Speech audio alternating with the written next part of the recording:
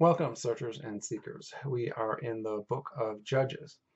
And the name Judges is very misleading because the main people who are in this book, the main characters, are not really judges in any sense that we would think of judges. They're not like deciding important cases, they're not deciding disputes amongst various parties. They are, as one scholar says, warlords. That's probably a little bit too strong. I like the idea of war heroes. These are people that pop up sort of out of nowhere. They're these charismatic leaders that really don't come from important, powerful families in the various tribes. They are inspired by the Lord. The Spirit of Yahweh comes upon them, and they do serve a military purpose. So they're sort of ad hoc superheroes or ad hoc war heroes. So we are dealing now in the time, probably about 1200 to 900, the time of early Israel, and scholars are not really sure how Israel actually developed. So we've had the book of Joshua, which gave us the sense that hundreds of thousands of people just came into Canaan and settled down all as one and one unified nation. But what we're seeing now in Judges is that the tribes are very disparate. They're fighting amongst themselves. It's hard to get them to cooperate. They are not unified. They are not unified under one person, such as Moses or Joshua. In fact, many do not want a king. Now, why is that? Well, there are certain advantages to having a king because then you would have mutual defense against your enemies. But if you have a king, that means you as a tribal leader are now secondary, and this king can come in and you lose your autonomy. So that is some of the political ideas that are being dealt with now. Why they might not want a king, because as tribal leaders, they don't want that interference. So here we have this book, Judges, War Heroes, in which we see a very divided and disparate, perhaps just emerging nation, but really not a nation yet. It's a series of very distinct tribes. We do have some historicity here. A lot of the place names, especially, are very accurate. And the whole idea of Samson fighting the Philistines is is accurate in the sense that there were Philistines there, and they were enemies of some or all of the tribes at various times. So there is history there. We do know some information about the Philistines. They come from the Aegean, from the Mediterranean. They are not native Semitic peoples. They had different style of house, building house, so we see that in archaeological remains. So there is some historicity here, but in terms of what is actually mentioned about the war heroes, the judges, that is perhaps less historical. And I'll look at the story of Samson in particular, and I will argue that a lot of the Samson account is mythological and not historical. The book of Judges opens with these verses. After the death of Joshua, the Israelites inquired of Yahweh, who shall go up first for us against the Canaanites to fight against them? Yahweh said, Judah shall go up. I hereby give the land into his hand. So here we have right again at the start of this book of Judges, book of war heroes, this idea that God is giving over the enemies of Israel, the Canaanites, to them militarily. So again, we have this sense of a militaristic God, and this idea of the Bible as not really so much of a theological tract as a social, political, military tract. God here is very interested in the control of the land, according to the writers here and the people who experienced that. And you have to ask, is this really God or Yahweh, or is this what the people themselves want? So is this the idea of Yahweh being used as a metaphor or as an icon of their own political geographical aspirations, that they want control of the land, they're at war with the others. And as I said before, this is not that really abnormal. This is not as if this is some sort of pernicious religion or philosophy or political ideal, but this is part and parcel of the human experience, that small city-states, small nations are going to be fighting against each other. It's almost inevitable that you're going to be having these large social units at war with each other, wanting control. And you can ask, well, why is that so? Why can't they just live in peace? Well, it's because if you do have this other city-state nearby, with hundreds or thousands of men, in particular fighting aged men, that does pose a threat. So it's sort of a war of all against all. And that is what we are seeing at the time of the book of Judges or War Heroes. At least that's how I perceive it. And that's part of the reason why we're seeing all these military conflicts in the book of Judges. In chapter 2 of the book of Judges, the book of War Heroes, we see this theme that we've seen before and it will be repeated. This idea of Israel's disobedience, of not destroying the other peoples, of intermarrying with them, of worshiping their gods. And there actually is a lot of evidence that the Israelites were worshiping the other gods. There are statuettes of the other gods that have been found by archaeologists in many of the buildings, even in Jerusalem, all around the temple itself. So this is, in some sense, this is very historical. This is the reality of the times. And yet we see in the Hebrew Scriptures this very demanding God who does not want this. So we could look at it that whoever wrote this text, whoever edited it, also primarily are the ones who did not want this. They're looking for one religion, one unifying ideology to bind the people together. And as I said before, it's not just about theology, it's about political allegiance.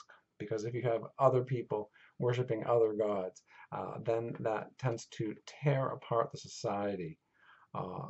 Because religion is so important for people's allegiance and identity.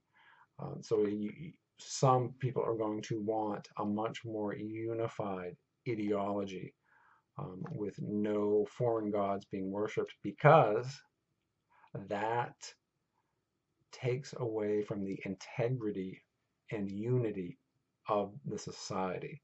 It's not necessarily a theological category.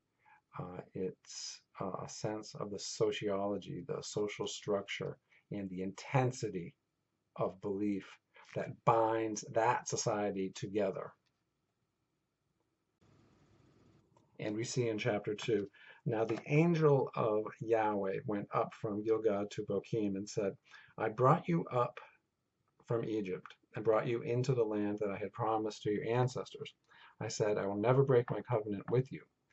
For your part, do not make a covenant with the inhabitants of this land, but tear down their altars. So this is not a very synchronistic, this is not a very universal religion. You tear down their altars.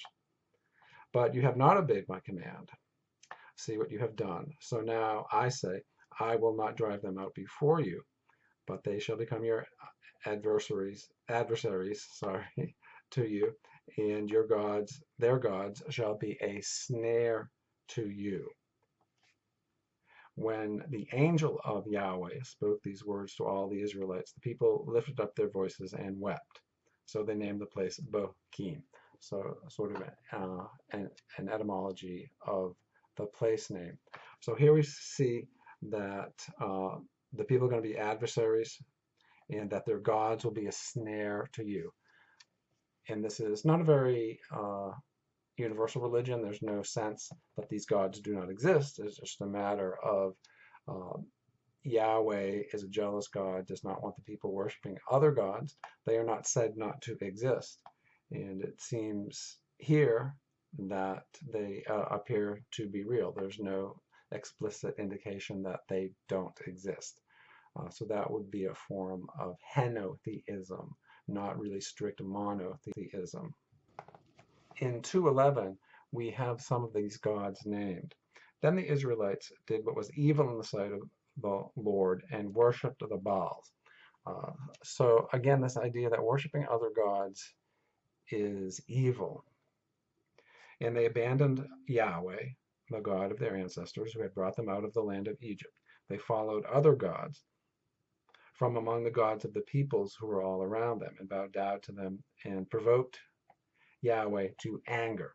So this is again, Yahweh is described very anthropomorphically, very much as a human being who is subject to emotions such as anger.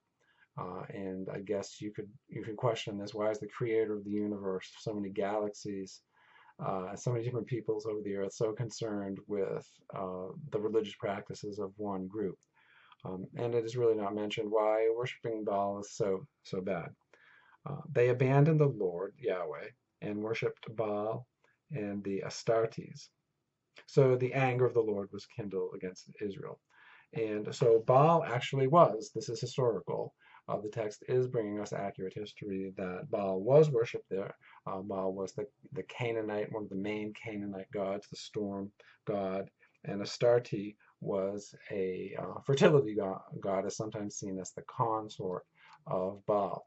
So this is a sense of where the Bible is historical, that these names of the divinities are actually accurate.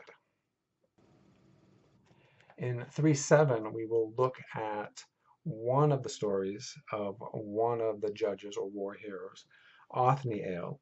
The Israelites did what was evil in the sight of Yahweh, forgetting Yahweh, their God, and worshiping the Baals and Asherahs. Therefore the anger of the Lord was kindled against Israel, and he sold them into the hand of King Cushan-Rishathaim of Aram Naharaim, and the Israelites served him 8 years. But when the Israelites cried out to the Lord Yahweh, Yahweh raised up a deliverer for the Israelites, who delivered them, Othniel, son of Kenaz. The Spirit of the Lord came upon him. So this is the idea that someone rises up, sort of ad hoc, as a war hero, someone who is not particularly necessarily well trained, not someone from a leading family, not someone from a tribal leader. The Spirit of Yahweh came upon him. So this idea of spiritual validation, and judged Israel. He went out to war, and the Lord gave King Cushan of Aram to his hand, and they prevailed. And the land had rest for 40 years. So this is the theme, that there was so much anger at God not being worshipped as their God. And because of that, God allows these other nations to have victory over the Israelites and rule them. So again, that's more henotheism than strict monotheism. Monotheism is the idea that there is only one God.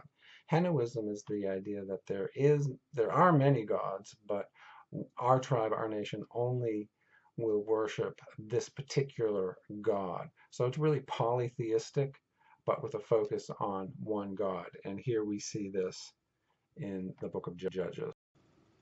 In chapters 13 and following, we have this amazing story of Samson, the strong man. And he is one of the judges, one of the war heroes, but he doesn't really vanquish the enemy, but he destroys many of them. And one aspect of this story is that there is some historicity to it. Israel, or some of the tribes at least, were at war with the Philistines on the coast of the Mediterranean. So that is historical. But another aspect of this is, what an amazing story. I mean, Samson is not really a regular human being. He is something more than that. He is, I guess you could say, a superhero. And if we look at the Bible as literature, not just as theology or history, as literature and expressing something about what human beings are, we see human beings have this innate desire to create and hear stories of superheroes. So this is something that is true even in our own age, where popular culture is full of superheroes, um, Superman, Batman, Spider-Man, etc. And we just are interested in these phantasms, these fantasies, these movie-like accounts of superheroes. So Samson is that. So that's one way of looking at this. This is revealing something from about 900 to 700, whenever this was written. This could be older, so a story from way back in human history. But I think also we can look at it as mythological. This is not really an historical account of a man named Samson. There's a lot of mythology here. And what does this mythology teach us? It teaches us that Samson didn't uh, take seriously his religious vows. So he tells uh, people where he gets his strength from. He just doesn't consider it that important. His Nazarite vows. So he tells them, he gives away his secret as if it really doesn't matter. And I think that's an important ethical and moral part of the story. He's a tragic comic hero. He's sort of brute strength that's just wasted. He's not a serious person. So I think we would tend to want to read the Bible as just an absolute literal account of this is a good person, this is what a good person does. But no, Samson is sort of an anti-hero. He's not really a perfect hero. He's in some ways a very human.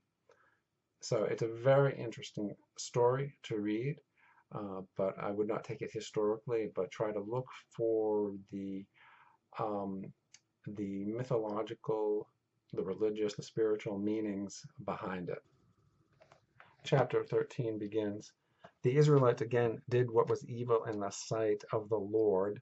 And in your English translations, Lord is almost always going to be Yahweh.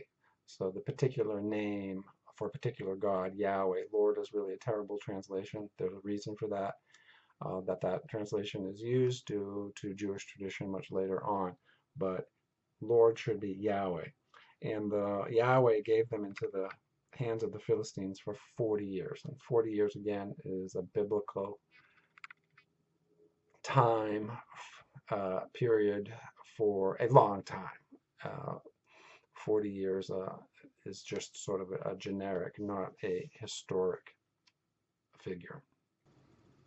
Continuing in chapter 13, there's a man whose name is Manoah, and his wife is barren, has no children. So this, we're going to hear this especially, I don't know, almost miraculous birth. The angel of Yahweh appears to the woman and said to her, although you are barren, having borne no children, you shall conceive and bear a son. Now be careful not to drink wine or strong drink, or to eat anything unclean, for you shall conceive and bear a son. No razor is to come to his head, for the boy shall be a Nazarite to God from birth.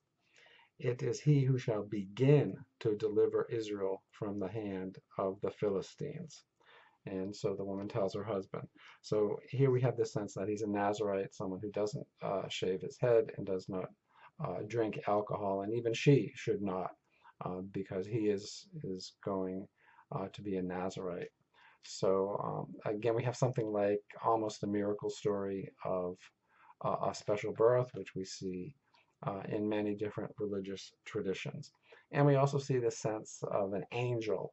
Angel here is a messenger. So we often see that that's most literally what, and most usually what an angel does, is deliver messages. Um, and we see that the Lord Yahweh, here again, Yahweh, this personal tribal God, is able to give messages about the future, has knowledge of the future, is able to make barren women bear children, and is also very active in history in this very minute sense of making Manoah's wife pregnant after years of not being able to be pregnant. So this God is very involved in the minutiae, the small details of, of life of these particular people. In 13:8, Manoah seems to want more information. So he entreats Yahweh, and he wants that man of God to come back. And the man of God, the angel of God, does come back and basically gives the same information. His son's going to be a Nazarite, not shave his head, don't let, and the woman should not drink wine or anything unclean, and the same for the son. They ask him to stay, and there's a note that Manoah did not know that this was an angel of the Lord. And then he asks, "What is your name?" And the angel responds, "Why do you ask my name? It is too wonderful." In a sense, it is beyond human comprehension. So I think that's an interesting detail that we see in the Hebrew scriptures and in other cultures, this idea of the importance of the name. And there are some things that can be named and some things that cannot. So that's a very interesting verse, verse 18. But nevertheless, the angel appears twice, and it's the same story for the birth of Samson. So Manoah takes the lamb and the grain offering, so two offerings, and he offers them to the Lord. So this is the idea of sacrifice being done by a non-priest, and he offers it to Yahweh, to the one who works wonders. So that's an interesting definition or epithet or name or adjective for God, the one who works wonders. Then the flame went up toward heaven, toward the skies from the altar, and the angel of the Lord ascended in the flame. So sort of magically goes up. This idea that the divine is up, is higher.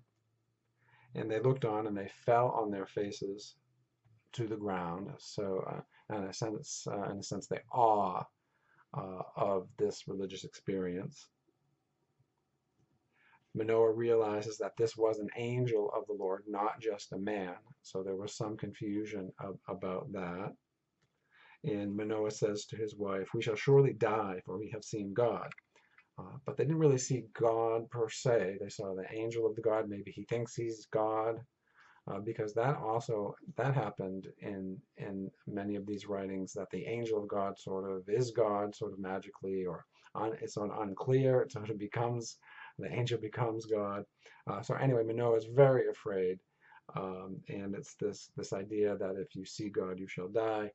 This idea that spooky things have just happened, where there's this emergence of the supernatural, and so that produces fear. But his wife calms him down. If the Lord had meant to kill us, he would not have accepted the burnt offering. So the woman bore a son and named him Samson.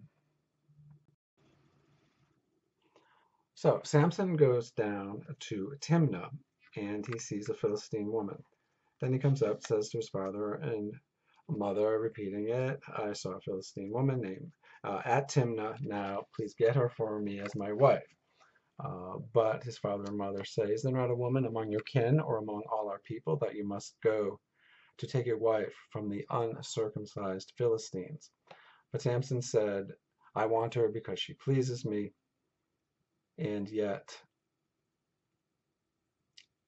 his father and mother did not know that this was from Yahweh, for he was seeking a pretext to act against the Philistines. At that time, the Philistines had dominion over Israel.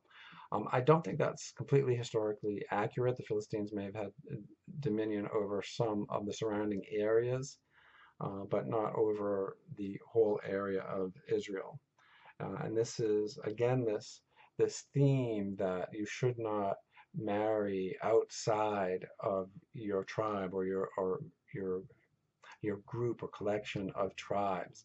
It's very much a sociological command. It's our tribe versus their tribe. It's us versus them. And that is what you'll often see in the Hebrew scriptures is don't intermarry with people from other tribes. Don't worship other gods. There really is a sense of tribal identity, and any ideology, any religion um, must adhere to that sense of identity. So they go down to Timnah, and a young lion attacks Samson, but the Spirit of the Lord rushed on him, and he had this extra human strength where he can kill a lion barehanded. And then he later comes on the carcass, and bees have built a nest in there, and there's honey. He eats some honey, and he brings it back to his parents. But it shows his supernatural strength, which is going to be a large part of the story. So this is just a precursor to that. He does have this capacity for enormous strength, and it's just this phantasmagoric story with honey in the belly of the lion. So they go down, and the Philistines have 30 companions. And Samson says to them, let me put a riddle to you. So he's going to a riddle. So this is something that isn't in other literature. It makes the story very interesting. This is a very interesting story, the story of Samson. Now, if you can explain it to me within the 7 days of the feast, I will give you 30 linen garments and 30 festal garments. But if you can't explain it to Samson, he's going to get 30 of these garments. So worth a lot of money. So it's a bet. It's a wager. And he says, out of the eater came something to eat. Out of the strong came something sweet. And for 3 days they could not solve the riddle. So they're having trouble explaining the riddle. So they talk to his wife, and she tries to wheedle it out of him. But he says, look, I've not told my mother or father. Why should I tell you? But she nags him, she cries, and eventually she's told by him, and she tells her people. And then on the seventh day, they come back and say, what is sweeter than honey? What is stronger than a lion? So they have found out.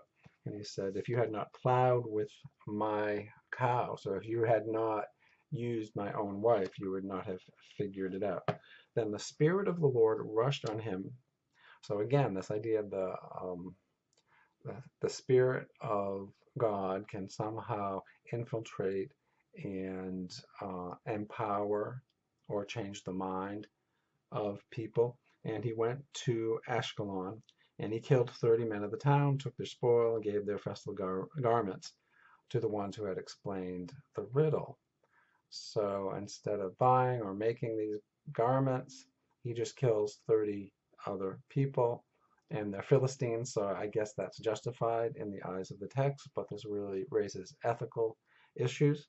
Or is this just a sense of God making use of this hot-headed strongman Samson to help liberate Israel from the Philistines? But then again, it's very convoluted, and there are ethical problems with the way that this is happening. So he goes back and he wants to see his wife, but Samson had been so angry. His wife's father said, oh, I thought you had totally left her. You left, you didn't really make an effort. So he is given to one of Samson's companions.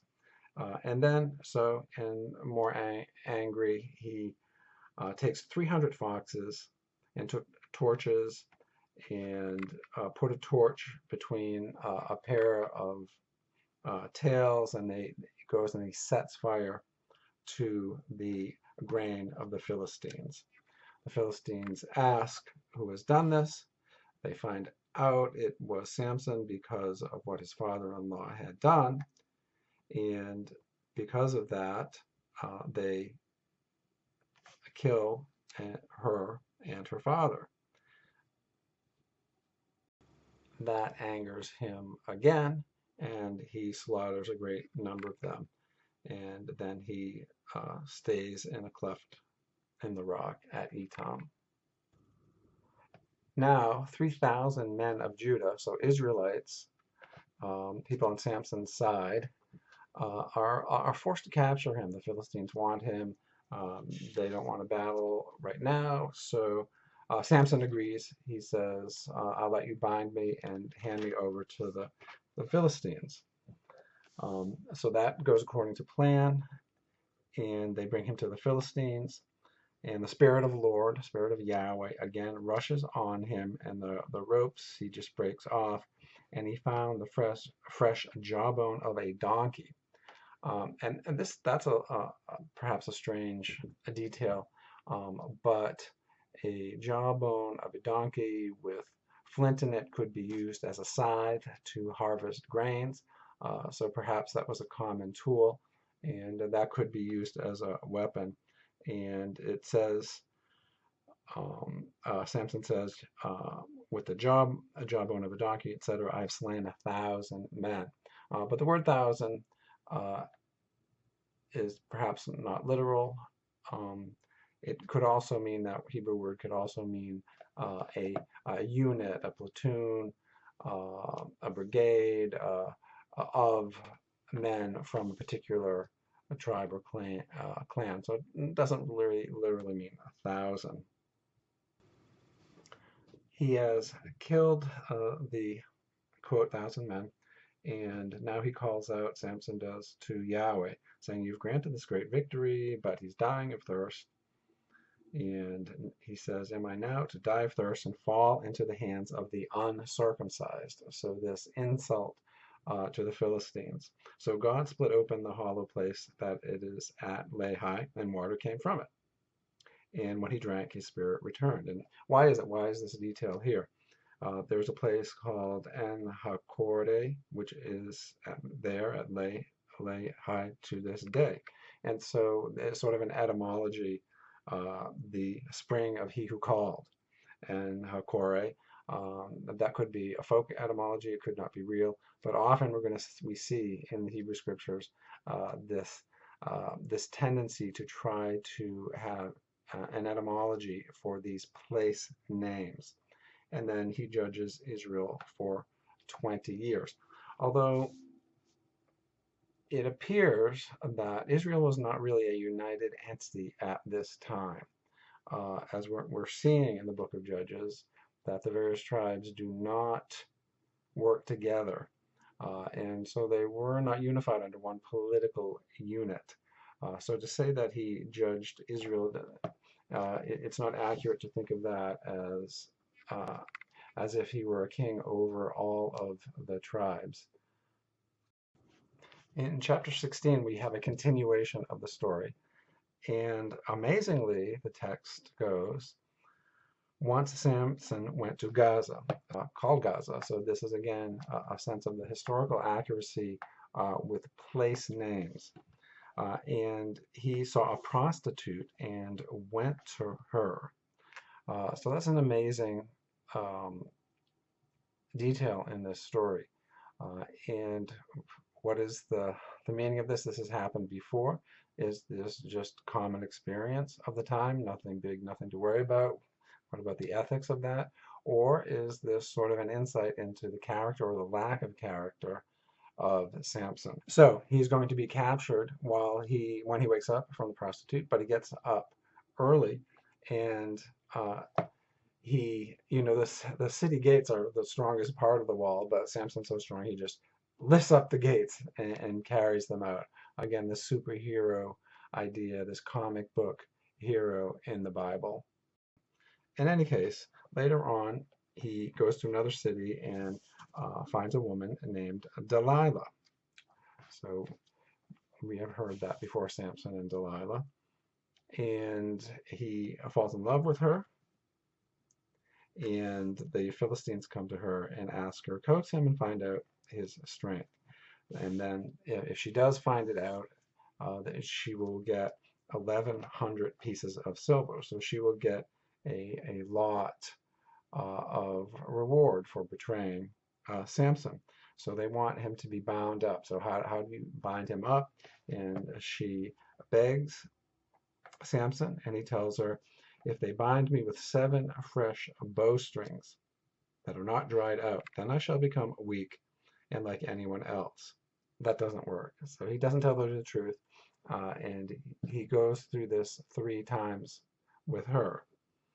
But then he does, in the end, she cajoles him with the words, "How can you say I love you when your heart is not with me? You've mocked me.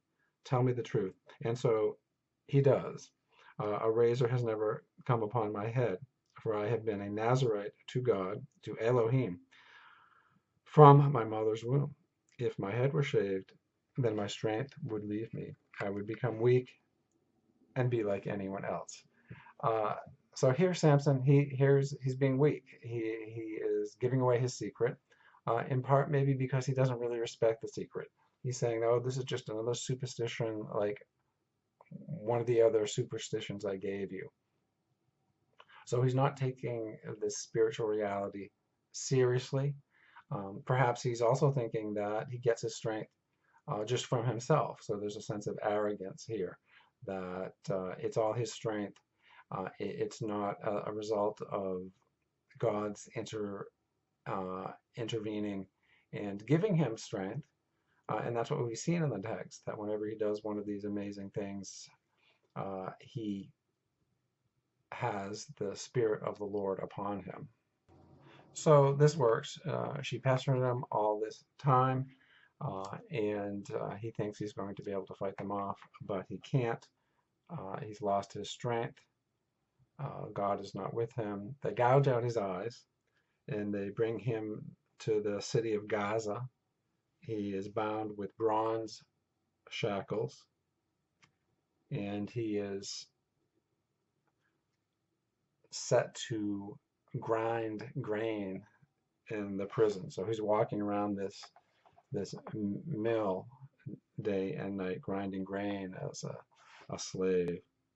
But the hair of his head began to grow again after it had been shaved.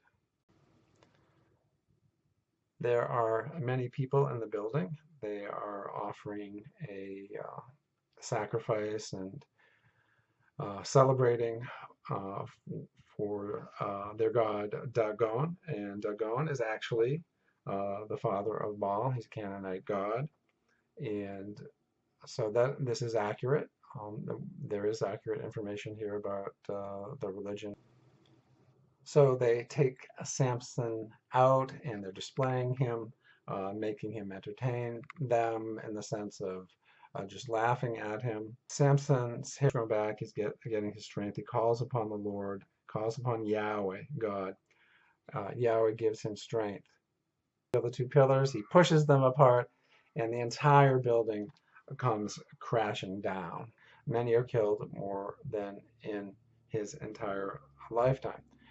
So this is a very interesting story in the Hebrew scriptures. Again, historical, probably not. There are elements of historical truth here with place names and the names of deities of the Philistines and Canaanites. But it's more mythological. He's a questionable hero. And it's the idea perhaps that Yahweh can defeat Yahweh's enemies even with someone who is as problematic as Samson. And again, we can look at the ethical issue of Yahweh here is at war with the Philistines. So here we have another example of the divine, Yahweh as the divine warrior, killing other people who are enemies of Israel. And we don't have a clear sense of any a reason for that. So this is a problematic text on that account.